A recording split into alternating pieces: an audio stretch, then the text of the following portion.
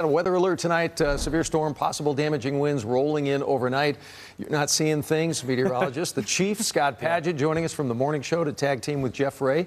Guys, how bad could it get overnight? We're going to be dealing with some strong to possibly severe storms. You know, Doug and Nicole, it's been quite some time since we've seen this severe weather move through North Texas. So we're just letting you know and alerting to the fact that you need to stay weather aware overnight. Now, up to midnight, warm, breezy, mostly cloudy, some isolated storms. Some storms in the Metroplex 2 to 6 are possible, a few strong to severe. So that's why we are first alerting you to that fact. And then as we go through Halloween, morning hours, storms are east. We see the skies clearing on out. But we do have that severe weather threat as we do go into the overnight hours, reaching up to about the higher category. Overnight strong storms cannot be ruled out. Timing, again, for the Metroplex, possibly about 2 to 6, over by 8 in the morning, shifting its way to the east. But looking at the parameters a little bit more, we mentioned it that there's the potential, some large hail, maybe some damaging wind gusts in the forecast. So with that in mind, those are the biggest threats for us, large hail and damaging winds. The tornado threat, it's not non-existent, so it's a low tornado threat. I think it's just going to be large hail and damaging winds. Let's take a look at what's going on right now. As you take a look at the first alert radar,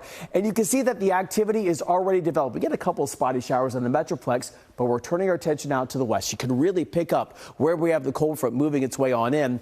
So looking at that, it's moving east at about 25 miles per hour. So on that track, we'll reach parts of Tarrant County, the border of Tarrant County, by about 3 in the morning. I do expect this line to fill in even more as we go into the overnight hours. And there's that slight risk of any of those storms reaching severe limits. They have been growing really fast, and they're going to quickly make their way off towards the east-northeast as that whole entire line makes its way west to east. So from about I-20 and north, that's where the risk factor is, that slight risk of any storms reaching severe limits.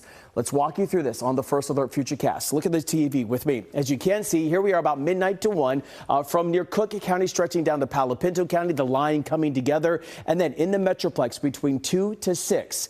Heavy rain, gusty winds, and some large hail possible going into the 5 to 6 to 7 time frame through parts of Kaufman County, Ellis County, stretching up through Delta County, and then continue to shift its way to the east. By the time then we go to about midday, we see the clouds clearing out and sunshine returning. Today, 87 degrees was our high temperature, but tomorrow, a much different forecast on the way. Jeff, that means temperatures finally feeling like fall and great weather for all the trick-or-treaters. Yeah, think about it, Scott. So we've got this summer humid air in place for days on end. Right now, this rain's going to come through and clear that out. So tomorrow morning, you'll already feel the difference. But by tomorrow evening for Halloween, we'll be under mostly clear skies. And we are expecting temperatures to be pretty much in the upper 60s as we get through the evening hours. Just absolutely gorgeous weather in store for us. Scott, if you could advance for me, I can't get this thing. Oh, there we go. All right, so dry weather being the key there, because we're going to be dry for about one day, and then we get right back into the rain chances as we are thinking that we're going to be dealing over this weekend with more heavy rain. It's an 80% chance of strong thunderstorms on Saturday. On Sunday, a 60% chance. The severe weather threat is low, but we are thinking heavy rain certainly is possible. Election day, hey, some good news here. It looks like a front comes through in the morning hours, and we end up, fortunately, with some dry weather as we get later in the morning and across the day on Election Day. But look, at 3 days in a row, weather alerts. Why? Heavy rain and thunderstorms is a new weather pattern. Stay with us.